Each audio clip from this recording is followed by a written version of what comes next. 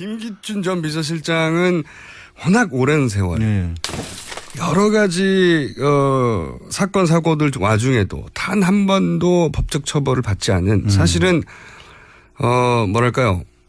법률적 처벌 회피의 달인이에요. 어마어마한 분이시죠. 어마어마한 분이에요. 심지어 본인이 20년 전에 그 부산 복지 초호복집 사건 때는 헌법재판소를 끌어들여서 본인에 대한 법률 자체를 없애버리셨던 분이었거든요. 그러니까 자기한테 불리한 법을 바꿔버린 분이죠. 그렇죠. 그렇게 빠져나오신 대단한 분인데 그러다 보니까 이번 특검도 손도 못 댄 부분이 바로 아니 특검은 아직 이제 시작했으니까. 그러니까 이번 검찰 수사에서 검찰 특별수사본부에서도 수사본부에서도 가장 어려운 게 이분이 아니겠느냐. 그나마 마지막에 입건은 했죠. 피의자로서 어쨌든 그러니까 지금으로서는 이제 그 직권남용으로 우병우 전 민정수석도 최소한 한 분은 불러서 수사하는 척하기도 했어요. 근데 이분은 손도 못 대고 특검에 니네가 해 밀어버렸죠. 그렇죠.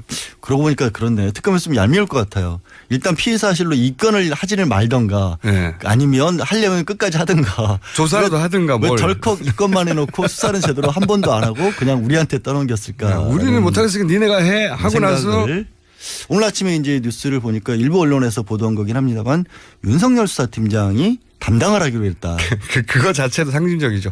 제일 어려우니까 네가 고생해 하고 던져버린 거죠. 어쨌든 지금. 박영수 특검이 정면 승부는 해보겠다는 게 아닌가 이게 사실이라면. 윤석열 팀장한테 맡겼다면 그렇죠. 한번 해보겠다는 거죠. 김기춘, 우병우 두 사람에 대한 수사를 윤석열 수사팀장에게 맡겼다라고. 가장 어려운 건 가장 어려운 거는 어려운 사람이 해라 뭐 이런 의미일 수도 있고요. 그만큼 이제 윤석열 팀장이 꼼꼼하고 돌파력도 있지만 주변 분들은 다른 거를 일단 맡으면 보이면 끝장을 내는 거죠. 수사가 나와서 증거가 나오면 수사한다 이런 그런 인물이라고 합니다. 그래서 이제 그렇게 한다는 거고. 그러니까 정치적 고려나 뭐 다른 상황 배려하지 않는다.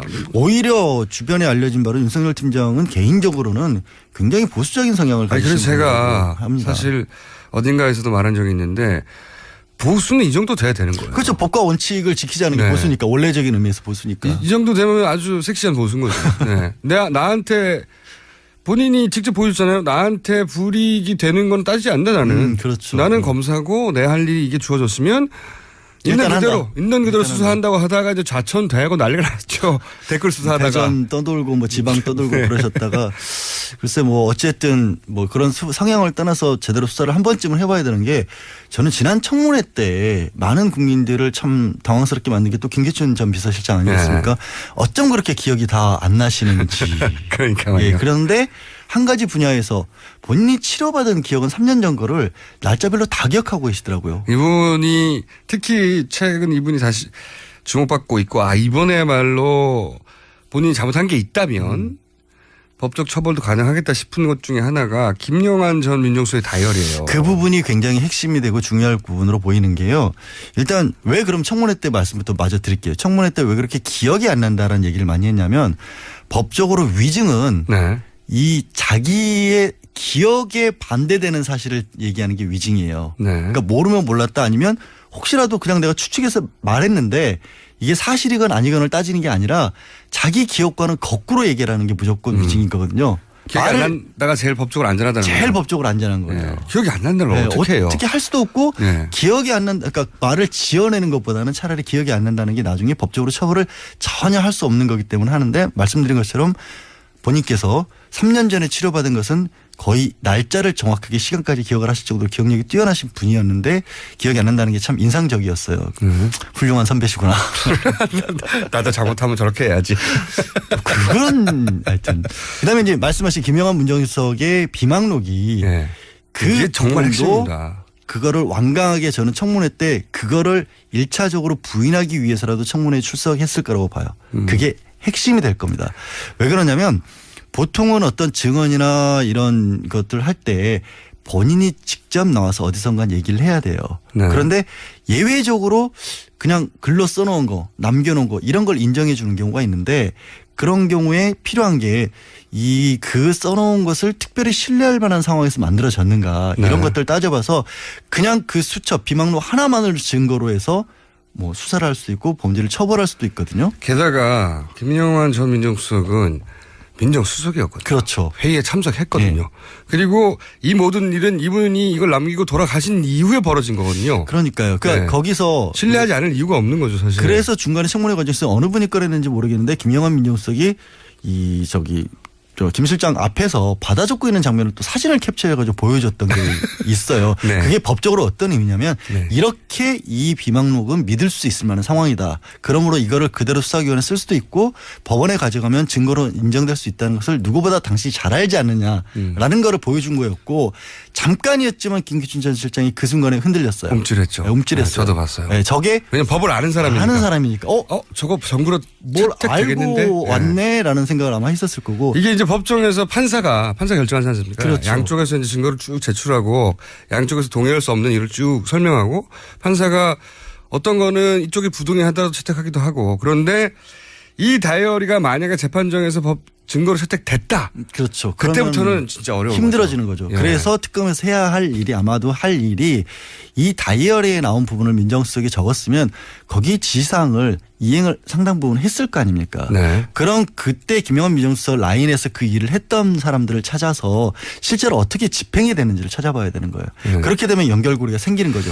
지금 언론에서 하고 있는 건 이거죠. 다이어리가 있는데 그 다이어리대로 실제 일이 벌어졌나 이 연결고리는 상당 부분 찾고 있어요. 찾고 있죠. 실제로 벌어진 부분도 많이 나오는 걸로 그렇죠. 알고 있고 거기에 나오는 것들이 예를 들어서 무슨 법원에 인사에 관여를 한다거나 그렇죠. 아니면 제일 제가 이번 정권 들어서 굉장히 뭐라고 할까 이건 아닌데 싶었던 것 중에 하나가 언론사들을 상대로 해서 자꾸 고소고발을 했단 네. 말이에요. 원래 언론사들은 명예훼손 책임도 개인을 상대로 그러니까 언론사보다 상대적으로 힘이 없는 일반 개인들의 명예를 훼손했을 때는 법정으로 가져가는 게 맞지만 국가기관에 대해서 뭔가 보도를 했다고 명예훼손으로 고소고발하는 사례는 없어요. 그렇게 해봐야 이길 수도 없어요. 보통은. 이길 수도 없는데 네. 근데 이거를 그냥 힘 빼놓기 위해서 겁주기에서 계속 고소고발했단 말이에요. 겁주기도 있지만 실제 굉장히 피곤합니다. 힘들죠 당연히. 왔다 갔다 해야 되거든요. 많이 당해보셨잖아요. 그 당사자들은 정말 피곤해요. 그러니까 법으로 제가 이렇게 얘기할 때는 걱정하지 말라고 하지만 막상 나는 지는 변호사니까 걱정하지 말라고 하지. 나는 가서 수사기관 가서 몇 시간씩 앉아있으면 어쨌든 힘든데. 이 재판을 이길 수 있다고 하더라도 그렇죠. 그 긴 시간 동안 왔다 갔다 하고 준비하고 서면 준비하고 시간도 뺏기고 에너지도 뺏기고 정신적으로 힘들고 그러니까 피곤해요, 그런 부분들을 정말. 노렸다는 건데 이거 말씀드린 몇 가지만 해도 이게 만약에 사실이라면 당연히 직권남용이라는 범죄가 될 수가 있고 그다음에 그 해당 언론사에 대한 업무 방해도 될 수가 있고 네. 또 이런 얘기도 많이 나오죠. 직접적으로도 뭐 연락을 취해서 조금 뭐 그런 식으로 하지 말라라는 연락이 와 있었다. 이거는 이제 협박까지도 가능한 거죠. 이건 협박 어떻습니까? 같은 거. 저는 요즘 그 다이어리를 사실 각 분야에 다 분석하고 있어요. 예를 들어 서울대에서도 서울대 총장 이름이 등장하니까 서울대에서도 분석하고 있고 예를 들어 방금 말씀하신 법원의 인사에 개입했다. 네. 예를 들면 뭐 대법원 판사를 누구를 하라는지 아니면은 판사 중에 이제 댓글 수사를 비판했던 댓글 수사 결과가 나오자 그 수원지법의 김동진 부장판사가 그런 걸 썼거든요. 이거 지록임하다. 아니 국정원이 선거에 개입을 했던 점은 인정하면서 그런데 선거 개입은 아니다. 선거 개입은 아니다. 이게 무슨 말이 안 되는 소리냐라고 지적을 했더니 이 부분에 대해서 비위 검사로 징계 뭐 이런 식의 메모가 있었어요. 그게 사실이면 그러니까 이게 만약에 근데 실제 이번에 징계 받았어요. 징계는 받았죠. 그러니까 그 징계받은 사유를 그 말씀드린 것처럼 그런 일들을 검증을 해봐야 한다는 거예요. 네. 수사팀에서. 그래서 그러면 두 개가 나오는 거예요. 민석이 이 부분을 내가 그렇게 지시를 받았고 그 지시를 이행했기 때문에 이렇게 됐다. 그럼 바로 이제 그거를 본인이 부인을 하든 말든 간에 김기춘 전 비서실장이 넘어갈 수가 있다는 거죠. 그럼 무슨 제목입니까? 이 부분도 이거는 국가가 공무죠. 공무집행 방해, 위력에 의한 공무집행 방해로 볼 수가 있고요. 무인을 당연히 직권남용도 될 수 있고. 삼권 분립을 위반할 때 그게 헌법이라서 이거는 탄핵으로 만약에 가야 하는 상황이라면 어마어마한 일인데 탄핵들 지위에 있지 않잖아요. 탄핵들 지위에 있지 않다 보니까. 그러니까 그게 사실이라면 최순실의 국정농단은 비할 바도 아니에요. 법원을 건드렸다는 거는 이 상징성이 있는 거잖아요. 법원 많이 건드렸어요 보면. 헌재 판결과 관련돼 있는 것, 대법원 판사 임명과 관련돼 있는 그 것. 부분에 있어서는 그것도 있겠다. 헌재 판결과 관련돼서는 이 내용을 미리 파악을 했다라는 얘기도 나오고 있거든요. 그렇죠. 지시했다까지는 우리가 밝혀낼 수 없지만 미리 안 건 사실이에요. 확실한 그렇죠. 거죠. 이틀 전에 알았다면 이것도 공무상 비밀 누출인데, 그러니까 공무상 비밀 누출이라든가 지금 이제 최순실에 대해서 적용되는 것도 직권남용 이런 것들이요, 형량이 다 낮은 이유가 있어요. 원래 이렇게 높은 자리에 있는 사람들이 이런 짓을 하는 범죄가 예상하고 만들어진 죄가 아니에요. 상상도 못했던 거예요. 왜 이렇게 법을 뛰어넘는 행동들을 많이 하셔서 법률가들 머리 아프게 만든지 모르겠는데, 하여튼 그런 것들을 확인을 해봐야 되고요. 그럼 윤석열 검사 화이팅 이거밖에 할 게 없는 겁니까? 우리는? 아니 지금 말씀드렸잖아요. 이런 부분들을 우리도 볼 수 있고, 우리도 주변에서라도 혹시라도 그런 거 관련된 부분들이 있다면 언론사를 통해서든 뭐 수사팀을 통해서든 적극적으로 많은 일을 하고 있잖아요. 최근에 우리 국민들이 직접 나섰어. 법원 노조가 이걸 따지기 시작했어요. 법원 노조가 따지기 시작했다는 건 정말 큰 문제고, 그렇게 하는 거는 그 중간에 내부자의 제보를 이끌어낼 수 있는 힘이 되겠죠. 그렇죠. 이렇게까지 내가 응원을 받고 있거나 아니까. 가장 잘 아는 사람들이니까요. 그럼요. 법은 우리 잘 모르는데. 사실 그분들이 잘 얘기 안 하거든요. 네. 정말 그 밖으로, 안에서는 어떤 징계를 하더라도 밖으로 나가는 것 자체가 수치스럽다고 생각하는 사람이라서 얘기를 안 꺼내는데, 법원이 스스로 움직인 건 얼마나 그동안 심각했느냐는 반증이기도 해요. 변호사님 YTN 생방송 있죠, 곧. 아니 그것도 왜 갑자기. 그거 지각하게 만들어드릴까요?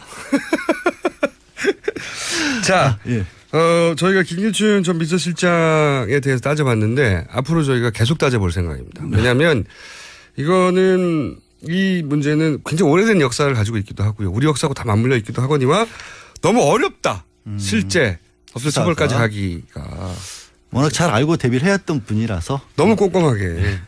자, 지금까지 YTN에 곧 가셔야 될 4대 천왕 양지열 변호사였습니다. 악마가 나타차라리 가겠습니다. 김기춘 전 비서실장은 워낙 오랜 세월, 네.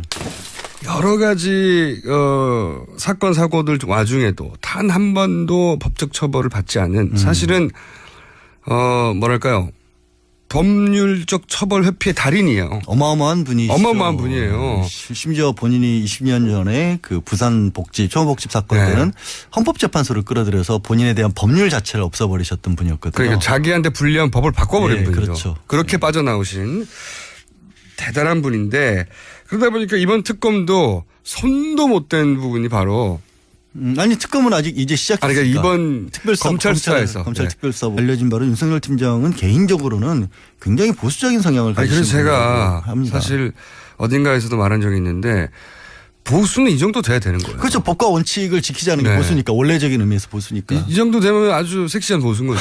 네. 나한테 본인이 직접 보여줬잖아요. 나한테 불이익이 되는 건 따지지 않는다, 나는. 그렇죠. 나는 검사고 내 할 일이 이게 주어졌으면 있는 일단 그대로, 한다. 있는 그대로 일단 수사한다고 하다가 이제 좌천되고 난리가 났죠. 댓글 수사하다가. 대전 떠돌고 뭐 지방 떠돌고 그러셨다가 글쎄 뭐 어쨌든 뭐 그런 성향을 떠나서 제대로 수사를 한 번쯤은 해봐야 되는 게, 저는 지난 청문회 때 많은 국민들을 참 당황스럽게 만든 게 또 김기춘 전 비서본부에서도 수사본부에서도 가장 어려운 게 이분이 아니겠느냐. 그나마 마지막에 입건은 했죠, 피의자로서. 어쨌든 그러니까 네. 지금으로서는 이제 그 직권남용으로 우병우 전 민정수석도 최소한 한 분은 불러서 예. 수사하는 척 하기도 했어요.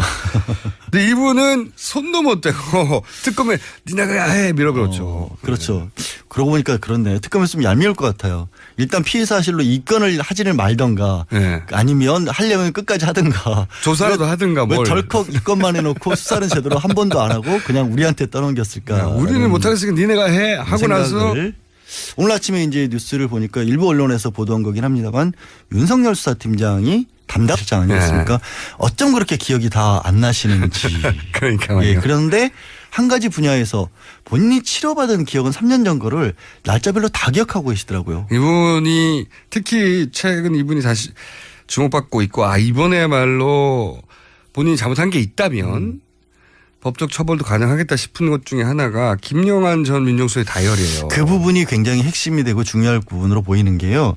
일단 왜 그럼 청문회 때 말씀부터 마저 드릴게요. 청문회 때 왜 그렇게 기억이 안 난다라는 얘기를 많이 했냐면, 법적으로 위증은 네. 이 자기의 기억에 반대되는 사실을 얘기하는 게 위증이에요. 네. 그러니까 모르면 몰랐다, 인정하기로 했다. 그거 자체도 상징적이죠. 제일 어려우니까 네가 고생해 하고 던져버린 거죠. 어쨌든 박영수 특검이 정면 승부는 해보겠다는 게 아닌가 이게 사실이라면. 윤석열 팀장한테 맡겼다면 그렇죠. 한번 해보겠다는 거죠. 김기춘, 우병우 두 사람에 대한 수사를 윤석열 수사팀장에게 맡겼다라고. 네, 가장 어려운 건 가장 어려운 거는 어려운 사람이 해라 뭐 이런 네. 의미일 수도 있고요. 그만큼 이제 윤석열 팀장이 꼼꼼하고 돌파력도 있지만 주변 분들은 다른 거를 일단 맡으면 보이면 끝장을 내는 거죠. 수사가 네. 나와서 증거가 나오면 수사한다 이런 그런 인물이라고 그러니까요. 합니다. 그래서 이제 그렇게 한다는 거고. 그러니까 정치적 고려나 뭐 다른 상황 변하지 않는다. 오히려 주변에